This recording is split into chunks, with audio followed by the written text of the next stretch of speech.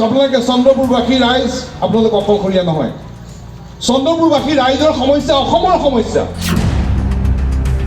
ক'ত ৰাজধানী, ক'ত জাবৰ, ক'ত জিলা সদৰ, ক'ত জাবৰ। কৈছে ভগৱান আপোনালোকক চন্দ্ৰপুৰবাসী কৰ্মচাৰীসকলক ধন্যবাদ জনাইছোঁ। কলং দীঘাৰু গৈ ব্ৰহ্মপুত্ৰত পৰিম, ইয়াত আমচাং আৰু পবিতৰা সকলো জৈৱ বৈচিত্ৰ্যৰ প্ৰতি সাংঘাতিক ধৰণে আঘাত পৰিব। আমি অসমৰ ৰাজধানী আমি চন্দ্ৰপুৰত পাতিম বুলি কোৱা হৈছে। আমাক ৰাজধানী দিম বুলিও নিদিলে, জিলাৰ সদৰ প্ৰাগজ্যোতিষপুৰ জিলা দিম বুলিও নিদিলে। আমি ক'ব খোজোঁ দিছপুৰক যে চন্দ্ৰপুৰবাসী ৰাইজৰ সংগ্ৰামী সত্তাৰ লগত আপোনালোকে হেতালি নেখেলিব। এই যে সংগ্ৰাম যে চলিছে, এই যে সংগ্ৰাম চলিছে, এই সংগ্ৰাম চলিব লাগিব। কাৰণ এটা কথা আমি মনত ৰাখিব লাগিব যে ন্যায় প্ৰতিষ্ঠাৰ বাবে অহিংস সংগ্ৰামৰ বাহিৰে আন কোনো বিকল্প নাই। মই আপোনালোকক আজি অভিবাদন জনাইছোঁ, অভিনন্দন জনাইছোঁ। কাৰণ আপোনালোকে গোটেই সংগ্ৰামটো অহিংস পন্থাৰে আপুনি আগুৱাই নিছে। মই ধীৰাজ দাই হওক, ইয়াৰ সংগ্ৰামী মঞ্চৰ বিষয়ববীয়া হওক, নৰেশ্বৰ ভাই হওক, টুটুমণি, দৈনিক ৰাতিপুৱা গধূলি যোগাযোগ কৰি আছোঁ। টুটুমণিৰ লগতো ৰাতিপুৱা গধূলি যোগাযোগ কৰি আছোঁ। মই টুটুমণিৰ লগত কথা পাতোঁতে এটা কথাই কওঁ যে আমি বয়োজ্যেষ্ঠ সংগ্ৰামী মঞ্চৰ বয়োজ্যেষ্ঠসকলৰ পৰামৰ্শ লৈ চলিব লাগিব, চন্দ্ৰপুৰবাসী ৰাইজৰ পৰামৰ্শ লৈ চলিব লাগিব। আৰু পৰামৰ্শ লৈ চলোঁতে আমি এটা কথা মনত ৰাখিব লাগিব যে সংগ্ৰামটো যাতে অহিংস হৈ থাকে। অহিংস আন্দোলন চলিলে তাৰ শক্তিটো সাংঘাতিক। অহিংস আন্দোলন চলিলে তাৰ সফল হ'বই। কিন্তু আন্দোলনটো যদি হিংসাত্মক হয় তাক দমন কৰিবলৈ তেওঁলোকে সুবিধা হয়। সেই কথাটো আমি মনত ৰাখি আগবাঢ়িব লাগিব। আৰু আজি কেইদিনমান আগতে সেইদিনাখন আমাৰ অহিংস আন্দোলনকাৰীৰ ওপৰত পুলিচ জঁপিয়াই পৰিল, প্ৰতিবাদ হ'ল, ছাত্ৰ সন্থাৰ কেন্দ্ৰীয় দল লগে লগে আহি গ'ল। এটা কথা আমি দিছপুৰক জনাই থ'ব খুজিছোঁ যে অহিংস আন্দোলনকাৰীৰ ওপৰত আপোনালোকে দমন নচলাব, এইটো কঠোৰ সকিয়নি। অহিংস আন্দোলন চলিলে অহিংসভাৱে চলিবলৈ দিয়ক। অহিংস আন্দোলনৰ ওপৰত দমন চলিলে এইটো মানি লোৱা নহ'ব। আৰু কেৱল চন্দ্ৰপুৰবাসী যদি ভাবিছে যে কেৱল চন্দ্ৰপুৰবাসীয়ে কৰা এইটো আন্দোলন নহয়, এইটো এই চন্দ্ৰপুৰবাসীৰ যিটো মৰ্মবেদনা, চন্দ্ৰপুৰবাসীয়ে যিটো ন্যায় প্ৰাপ্তিৰ যিটো আশা, এই ন্যায় প্ৰাপ্তিৰ আশাৰ লগত আমি সমগ্ৰ অসমৰ ৰাইজ আছোঁ। আপোনালোকক ক'ব খোজোঁ যে আপোনালোকে চন্দ্ৰপুৰবাসী ৰাইজ আপোনালোক অকলশৰীয়া নহয়। চন্দ্ৰপুৰবাসী ৰাইজৰ সমস্যা অসমৰ সমস্যা। 30 লাখ টকা দৰমহা দিছিল মাহত এই 3টা উদ্যোগৰ পৰা, সাৰ কাৰখানা, সূতা কল, তাপ বিদ্যুৎ প্ৰকল্প। ইয়াৰ পৰা 30 লাখ টকা মাহত দৰমহা দিয়ে অকল কৰ্মচাৰী বিষয়াক। সেই দৰমহাটোৱে গোটেই চন্দ্ৰপুৰৰ গোটেই ব্যৱসায়ী কথাত এটা ঘূৰণি হয়। এই পইচাটোৱে ঘূৰি থাকে। ইয়াত দোকান পোহাৰ, ব্যৱসায় বাণিজ্য সকলো কথা ইয়াত চলি থাকে। অৰ্থনৈতিকভাৱে জীপাল হৈ আছে। এই অৰ্থনৈতিকভাৱে মাহত 30 লাখ টকা বিষয়া কৰ্মচাৰীয়ে দৰমহা পাই, দৰমহাটো ক'ত খৰচ কৰে? দোকান, ব্যৱসায়, তৰি, চব্জি, আলু। এই পইচাটো যে ঘূৰি আছিল, এই অৰ্থনৈতিকভাৱে চন্দ্ৰপুৰ জীপাল হৈ আছে। আৰু এটা সপোন আছিল যে ইয়াতকৈ অধিকভাৱে আগুৱাই চন্দ্ৰপুৰক অধিক অৰ্থনৈতিকভাৱে আগুৱাই নিব লাগে। কিন্তু কি হ'ল? সূতাকল বন্ধ হৈ গ'ল, তাপ বিদ্যুৎ প্ৰকল্প বন্ধ হৈ গ'ল, সাৰ কাৰখানা বন্ধ হৈ গ'ল। এতিয়া আমি জাবৰ পেলোৱা কথাটোকে আমি নাই। আমি দিছপুৰৰ চৰকাৰক ক'ব খোজোঁ যে আমি অকল যদি ভাবে জাবৰ পেলোৱা কথাটোতে আছোঁ, আমি নাই। সেইটো জাবৰটো নোৱাৰেই পেলাব, এইটোতো বন্ধ হ'বই লাগিব, এইটো কথা বেলেগ।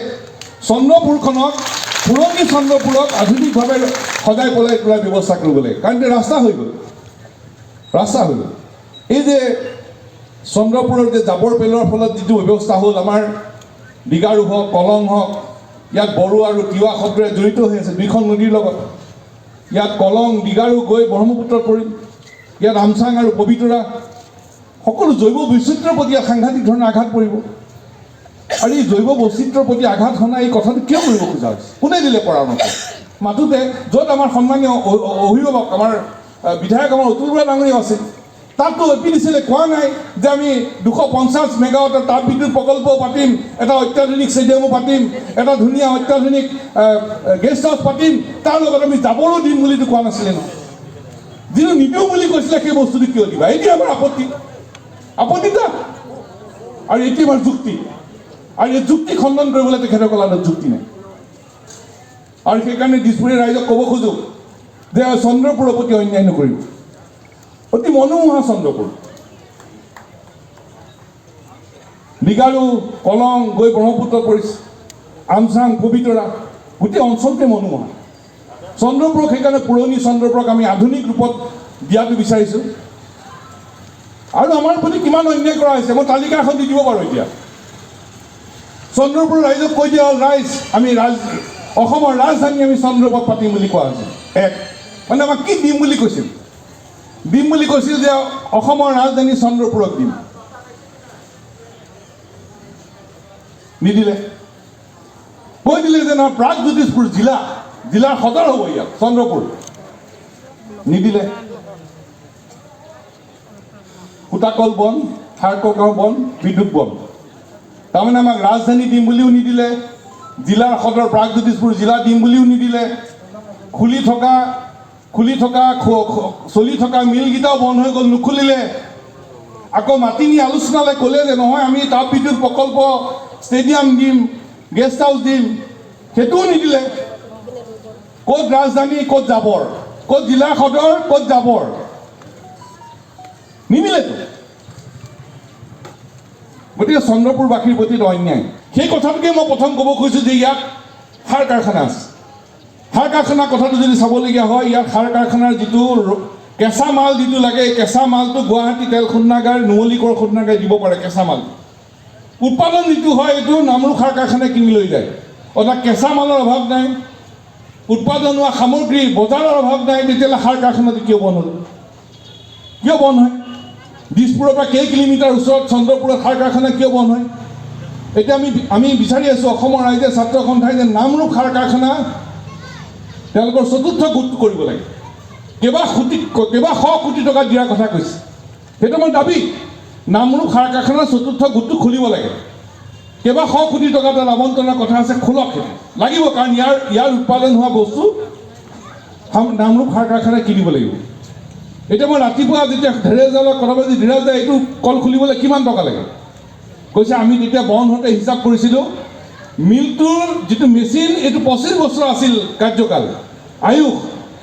ইয়াৰ নামৰূপ কাৰখানাৰ কৰ্মচাৰী বিষয়াসকলে লাগি 25 বছৰৰ পৰিৱৰ্তে 50 বছৰ চলাই নচলে। আৰু কোম্পানী যিটো মালিক তেওঁলোকৰ নিৰ্মাতাসকলে কৈছে ভগৱান আপোনালোকক চন্দ্ৰপুৰবাসী কৰ্মচাৰীসকলক ধন্যবাদ জনাইছোঁ, 25 বছৰ আয়ুস থকা মেচিনটো 50 বছৰ চলাইছে আৰু নচলে। আৰু চন্দ্ৰপুৰ কাৰণে চলি এতিয়া ধীৰেজদেৱা গম পালোঁ যে এই মিলটো চলাবলৈ তেতিয়া বন্ধ হওঁতে 10 কোটি টকা লাগিছিল আকৌ খুলিবৰ কাৰণে। এতিয়া হয়তো খুব যোগ বিয়োগ কৰিলে আৰু 30 কোটি টকা লাগিব। অসম চৰকাৰক ক'ব খোজে আপোনালোকে এডভান্টেজ আছাম কয়, উদ্যোগীকৰণৰ কথা কয়, চন্দ্ৰপুৰৰ পৰা আপোনালোকে ক'ব খুজিছে আপোনালোকে প্ৰথম আন্তৰিকতা প্ৰদৰ্শন কৰক, 30 কোটি টকা দি এক নামৰূপ আমাৰ চন্দ্ৰপুৰৰ সাৰ কাৰখানা খোলক।